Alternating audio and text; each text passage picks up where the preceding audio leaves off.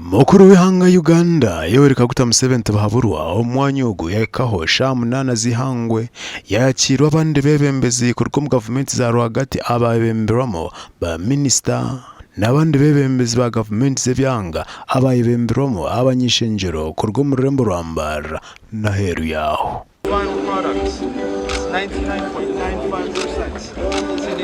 Okurambura Fakitore ibagira ngo niyo kubanza mu Burengero izuba cyayikombe kwati no gukora atin kwakorwa age ne gukora atan ezirengere mu rukumi.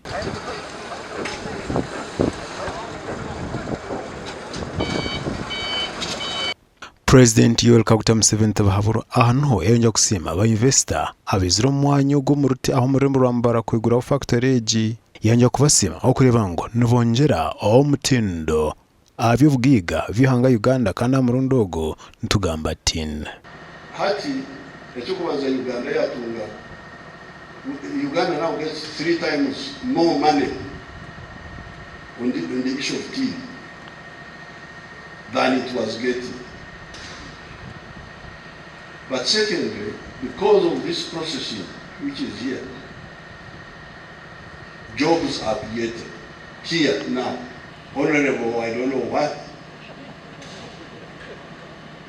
Honorable ignorance, honorable. Say, we don't have. You cannot put a computer factory here.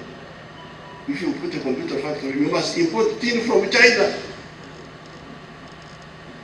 And the tin in China is the one which came from China and was processed in China. Abebembezi abaririzi ababaji n'ibindi koko yabeta nimo yonja kubashaba okunda ihanga no konja kuruteka tekera je oboro mu kugamba n'abantu kubule mirimo ekikubuze mirimo nebi obaji obushema okwehangamura okuriya mwezo. I think yes, the shirt I'm putting on is the Ugandan shirt. It's made by fine spinners. It is the same story. Abebembezi abayikomwanyugo hariho ibanja kushaba president w'ihanga Uganda. Tuchenda mu ingutu nyingi twabe tuchenda makandi ka sente mutwase kure mahana.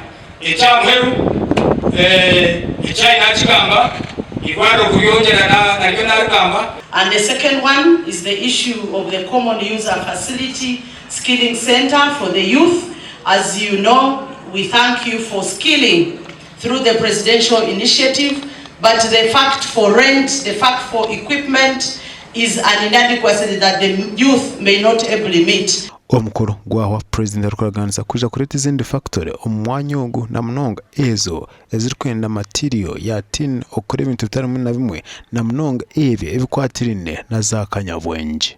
Current over a small distance, you need tin.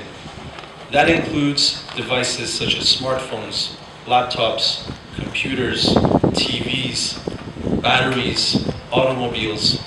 All of these devices require tin in them, and there's no substitute for tin in all of those applications.